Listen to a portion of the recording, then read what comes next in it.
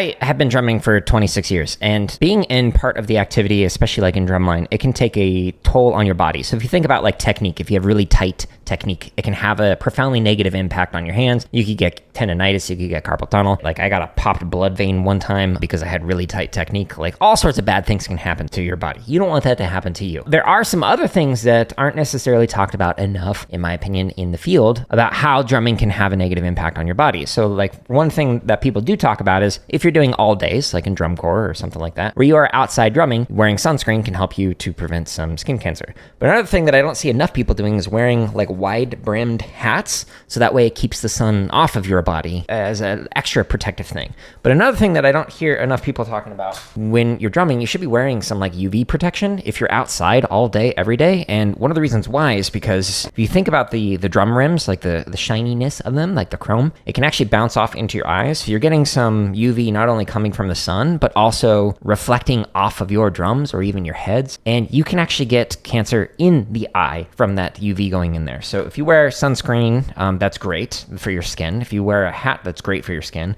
But if you wear sunglasses as well, that can be really beneficial for your eyes in terms of keeping them healthy. Another thing that I wish more people did is wear earplugs. I wore them all the time as a performer and all the time as an educator. Part of that is because I have this like weird, like supersonic hearing, quite literally, where I can hear bats, like that kind of frequency. So for me, loud sounds get amplified because of the ears, right? So earplugs, highly recommend wearing these if you want to be able to like continue to drum, you know, when you're my age. Go with this. This will help you out in the long run. If you play drumkit, one of the things that I like to use are these like Vic Firth headphones. You can plug them in with an audio jack. They do have a Bluetooth version as well now. And it muffles the sound, but doesn't completely isolate it out like if you're using like some sound isolating earbuds. So that way you can still hear your drumming on top of whatever it is you're listening to. So I would do this not only for drumkit, which you see me doing on like the drumkit streams, but back when I taught drumline, we'd give this to the center snare so that they would listen to like a metronome or music or whatever, and they would use this to be able to still hear their playing and stay in time, and the whole line had to listen to them rather than the doctor beat, which doesn't actually train you to listen into the center. The doctor beat trains you to listen into the doctor beat. So this makes it so that only the center snare or center tenor or whatever can hear it, instructor, whoever is going to be using them. So I highly recommend that to protect your ears and whatnot. Another thing that I highly recommend is like the stretching and massaging that you'll see me do here in a little bit, just to keep your hands nice and healthy. But also physical conditioning is a great thing. Like marching in particular can do quite a toll on your knees depending on the technique that you're doing. So if you do what's something called Sisyphus squats or sissy squats, if you do those, that can help out with your knees. All sorts of conditioning can help with that. But then there's also like the toll of like rehearsing all day and every day. Meditation can kind of like press like F5 mentally refresh on your brain. So I highly recommend that as well. So don't just think about like how drumming can have a negative toll or impact on like your hands, but also think about, well, what about your skin? What about your eyes? What about your ears? What about your just like muscles? Like especially like your back. If you were wearing like tenors or like a lower bass or even snare, that can have a profound impact on your shoulders and your lower back, etc. So really pay attention to a wide range of things when you are thinking about your long-term health, so that way you can continue to drum when you are my age, if that's something that you want to do. Not only should students be doing this, but also instructors. Instructors really need to model these kinds of positive behaviors for lifelong engagement in the activity, because you're kind of setting the vibe and the tone for everybody, as well as like the expectations and the habits that students will try and replicate from you. So even if you're not explicitly stating it, if you are just like putting on sunscreen in front of students and putting in earbuds in front of students, like that can help motivate them to, or help them realize, oh, that's actually something that I should be doing as well if I want to continue to do this for a long time. One of the reasons why I'm talking about this now is because I had a little bit of small amount of basal cells removed, and again, going back to what I was saying earlier, any moment in your life can turn into some kind of a lesson that you can share with other people.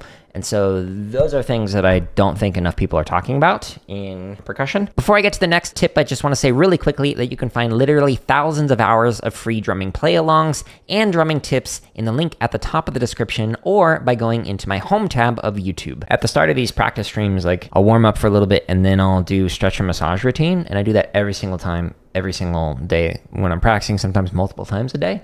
Same thing might be related to the foot and like all the muscles around it, maybe even your thighs and your like quads, but also just like the calf muscles and whatnot. So you might need to massage like around it, on it, just to like really help loosen it up, and do like toe taps to help, as well as ankle rolls. Spell out the ABCs in lowercase and capital letters with the ankle, and that can help with it. But yeah, it could be related to the technique you're using and then overuse issues. So look up physical therapists. They can help you out with runners who have similar injuries and how they recover it. So that might be something that you could look into to find some different stretches and massages and like routines you can do to just like keep your legs healthy. Sharp pain in general is bad. Dull, exhaustive pain, like just like soreness, is usually okay. Although there's some debate in like the weightlifting community about like whether or not you should feel any pain at all, including the dull pain.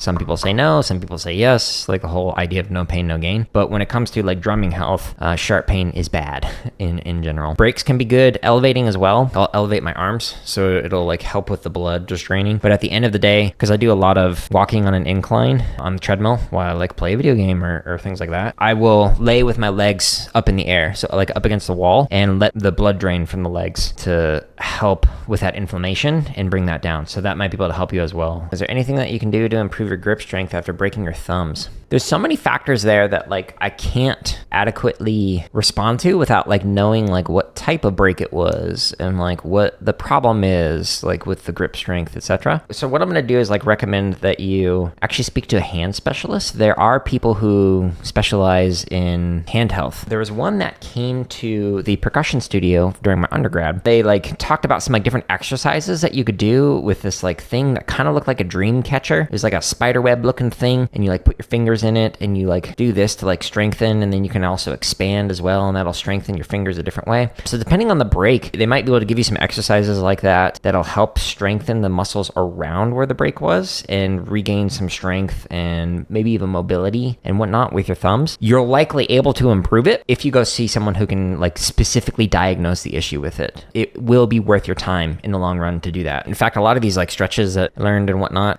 were from the hand specialist. This is kind of weird. What I would recommend is actually bring sticks and pad with you to the appointment so you can specifically show them like, here's what the motion is, here's what the grip is, here's where the problem is with like the tension, etc., or lack of, and then they'll be able to like really identify it. Because if you just go in without your sticks and pad and just kind of like vaguely talk about it, if they're not a drummer, they're just not going to know like what are the mechanics involved with your hand and how can you actually improve that. How do I get my chops back after 10 years of not playing? So when I was working on my doctorate, even though I was in music education, I didn't drum much. I basically took like 2 years where I just like stopped playing. It was difficult to get back into it, but just go slow. So like on the YouTube, under the drumming playlist here, the header, if you click on it, pick any of these that look like fun and just slowly get back into it. Like try and do 20, 30 minutes a day. And with any of these play alongs, like you can speed it up to really fast, but you can also start these really slow, like the 5/4 Velvet Night Shopping Spree that I was doing. This one, you can go down to 20 beats a minute. Because it goes by BPMs for this, you can be like, okay, cool. I want to work on this one, and I'm going to start off at like 60. And then maybe next month, we'll be at 80. Just be patient with yourself. Another thing you can do, this very first playlist, the drumming tips one, there's several hours of like tips where I like answer questions and stuff that people ask on the stream and put it into like 1 minute or so excerpts that just kind of give some advice on here's what you can do to like improve.